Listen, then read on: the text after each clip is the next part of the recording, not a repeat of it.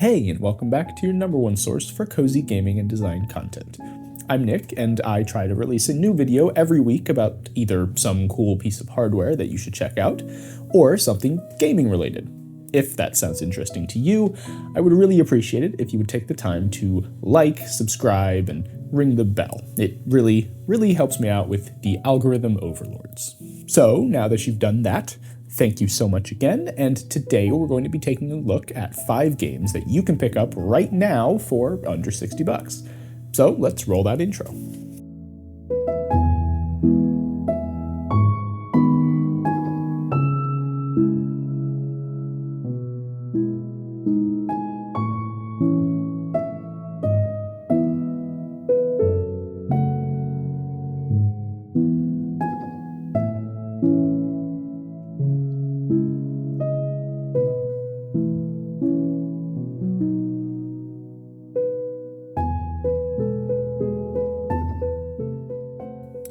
Before we get into the games, a fairly large amount of games on this list are going to be early access games. That means that they're available to play right now, but aren't at their full final state of completion. Now, I personally really love the explosion of early access games that we're seeing more recently, but I know a lot of people really don't like the practice. So if you don't like early access games, I'll make sure to note which ones are so that you can avoid those ones. However, I do think you may want to pay attention regardless, because even if you don't really feel ready to give the devs your money right now, you may still find something interesting that you might want to keep in mind and put on your wish list for when it does eventually leave early access. So now with that out of the way, let's get into the games. This is a highly stylized Metroidvania. It has absolutely gorgeous visuals, which are reminiscent of a beautiful love child between a Kurosawa film and Hollow Knight, plus a healthy splash of color. It takes place in an absolutely stunning feudal Japan / China-coded fantasy solarpunk world. For those of you who have only heard of cyberpunk, solarpunk is an incredibly nebulous genre term, but for our purposes, all we need to know is that it presents a future with more rural, communal societies with a close connection to nature and the natural world, and a tight integration of natural elements and concepts into their technology and architecture. Now, the devs have coined the term Dowpunk, which seems to be the first time that that's been used as a genre descriptor, because there really is no set definition as to what Dowpunk is other than cyberpunk, but with Taoist elements, like a focus on harmony and energy, as well as, like, demons and stuff. I think, at least for myself, I found solarpunk to be a good way to think about it in relation to things that we already know. But I do like the term Dowpunk as it links it more closely with Chinese history and culture, which is definitely more of what they're going for. When I first started the game, I was just a bit put off by the kind of flash gamey feel of the animations, but that feeling quickly went away after a couple minutes of playing. I think the art direction of this game is absolutely top-notch, and everything from the animations to the sound design really sells the experience. If you like Metroidvanias, this is an amazing entry in that genre. The controls are tight and responsive, and deceptively deep. I did find the early gameplay to be a bit on the Dark Souls 1 side in terms of complexity, but with more abilities being slowly added as the game progresses, the game builds on its own complexity in a really great way. So don't be put off by the initial simplicity at the start. It's a great new take on the Metroidvania genre, and it adds a lot of characterization and explicit story that I miss in other titles.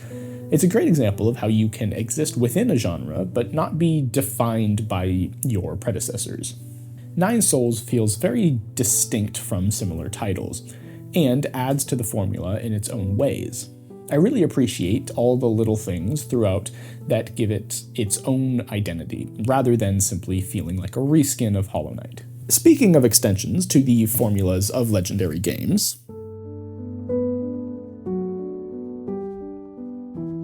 if you like classic Zelda, but you're tired of playing through the same old dungeons over and over again, this game is for you. It's Mario Maker, but Zelda. You could say that it's the game Nintendo were too scared to make. And no, the Dungeon Maker in the Link's Awakening remake doesn't count. Now it is early access, so that might not be for you. But if you want some fresh Zelda-like dungeon design with the wacky twist that the Maker games always add to the traditional formula, this is going to be perfect. And, at least for me, it totally scratched the itch to create and experience cool and novel dungeon designs. And this is just the beginning. If this game has legs, which I think it does, this has the potential to be absolutely huge within the Zelda world. And the developers seem to be making a good effort to improve on the design that's already existing. I played it pretty close to when it released into early access, and while I did love it, there were some things that I didn't necessarily jive with. One of those things that got fixed recently was the way that chests work. When I first played it, you could plop a chest down anywhere in the room, but it had to face only one way. There was no way to rotate it. In the first update for the game, that was fixed. And obviously that's just one thing that got changed, but I'm confident that this at least shows that the dev is able to see the things that do need changing and is willing to make changes and improvements to those things. A lot of early access games kind of don't change things that make a lot of sense to change, just for no reason as far as I can tell. So it's nice to see that this one does. Do keep in mind that this is not an actually officially licensed product. It is not Zelda Maker. It's very clearly inspired by Zelda, and if you want to be negative about it, you could call it off-brand Zelda Maker, because all the different enemies and traps have a certain Zelda, but in a different, legally distinct font vibe to them. But that kind of thing doesn't really bother me personally, especially when the thing that they could be accused of ripping off is owned by Nintendo. But yeah, this is an amazing little game that, while definitely not complete quite yet, absolutely has a clear and obvious vision for what it wants to be. If the part of Zelda games that you enjoy most is the dungeon exploration, this game is going to be for you, and you don't even have to make your own dungeons to enjoy it. Maybe you love the Zelda formula, but you don't fancy yourself creative enough to come up with anything. There is a great social component to this game that means that you'll have an effectively limitless sea of dungeons to trudge your way through. But while we're on the topic of trudging through endless dungeons, what can I say about Hades that hasn't already been said? Other than the genre's namesake, this is probably the platonic ideal of what a roguelike should be. It's set in the world of Greek mythology that lends an inherent sense of interest, as well as a great cast of characters lovingly brought to life from the ancient stories that we all know them from. Now, I'm no mythology buff, but I am a huge OSP fan, and I know them and their audience, who are mythology buffs, really love the interpretations of these characters. And while I don't personally get any of that appeal of seeing characters that I'm intimately familiar with lovingly represented in a game, I can say that I really love knowing that it is considered a good adaptation by those more in the know than I am. Not only do they give you a bunch of little references to Greek mythology, they play with it in new and interesting ways to make sure that they aren't just sticking to the script for everything. I would say if you're a nerd for mythology, and you don't mind a bit of really great bisexual representation, this is a great game for you. But it's not just amazing because of all the cool mythology callbacks and references. It's also just an extremely well-stylized and well-crafted game. The character art alone is absolutely incredible.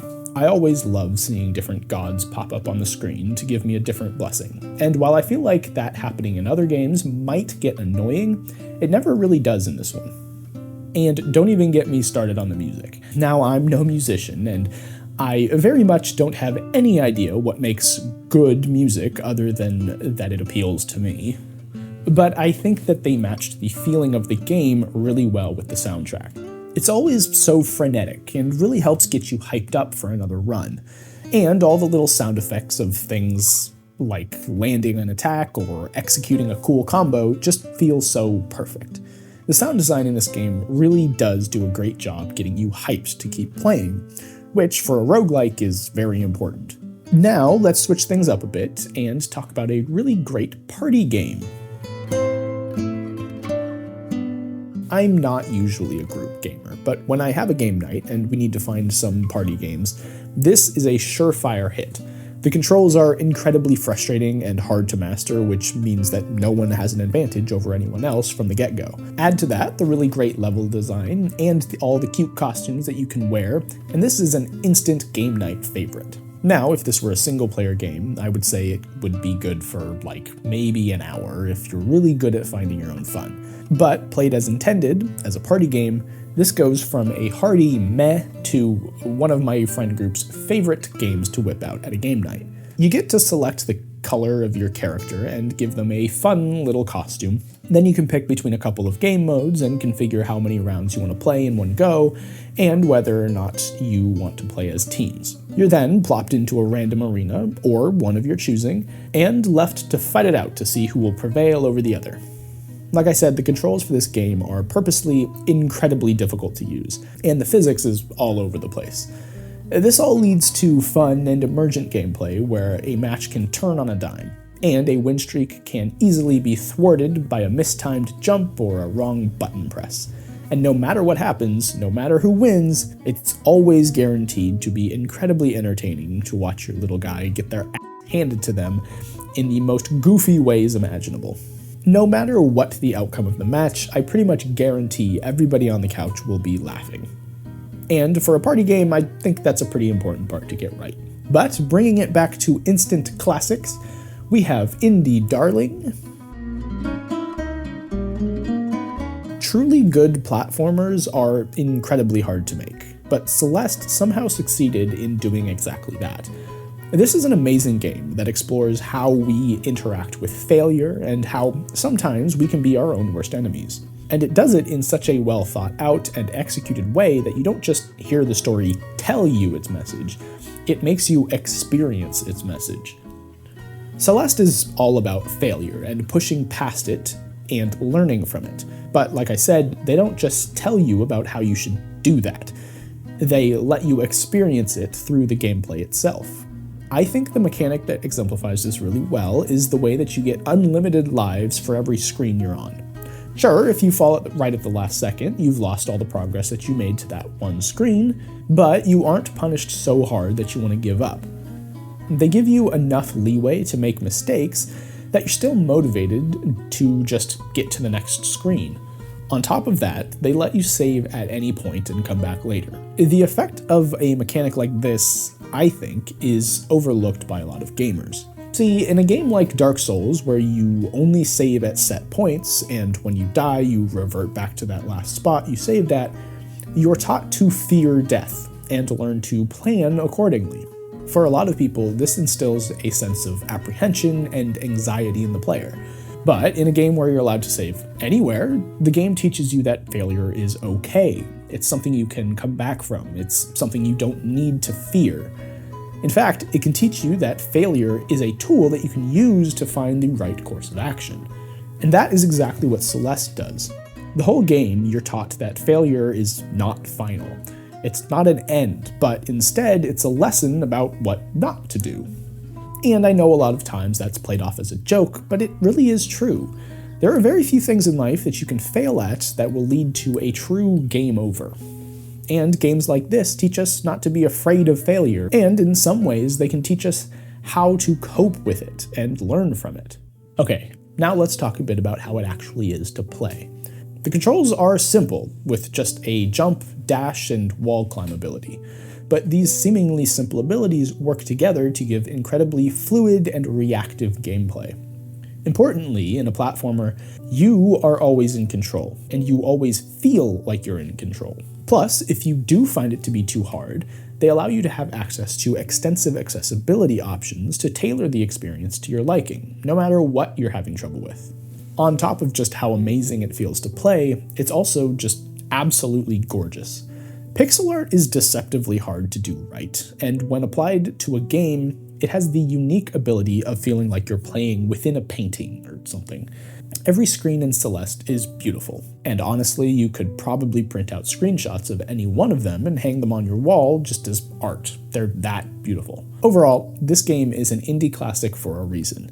It's a great concept done well. And I always love seeing games like this because they really show the potential that games have, not just as entertainment, but for teaching important lessons as well. and they really help lend a legitimacy to gaming as a whole. So yeah, I think it goes without saying, I highly recommend you go check out Celeste if you haven't already. But that's been 5 games under $60 that I highly recommend you consider checking out. I hope there was something interesting in there for you, and if you have any recommendations for future games like these, I would love to hear about that down in the comments. But that's it for this video. Don't forget to like, subscribe, hit the bell, and all that other stuff. Thank you so much for watching. I hope you have a great day, and as always, happy gaming.